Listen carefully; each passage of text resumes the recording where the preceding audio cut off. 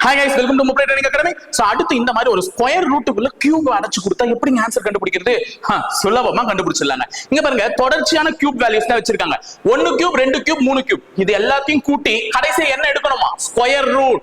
எதுமே போடலனா என்ன இருக்கு? ஸ்கொயர் ரூட் இருக்குன்னு அர்த்தம். இப்படி ஒரு क्वेश्चन கேட்டா நம்ம குழம்ப முடியுமா? குழம்பவே கூடாதுங்க. நம்ம தான் ட்ரைனிங் ஸ்டூடெண்ட் ஆச்சு.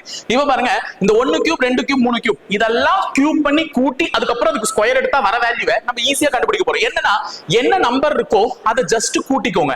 சோ 1 + 2 3, 3 + 3 6, அவ்வளவுதான். அப்ப முதல் கேள்வியினுடைய பதில் என்னன்னு பாத்தீங்கன்னா 6.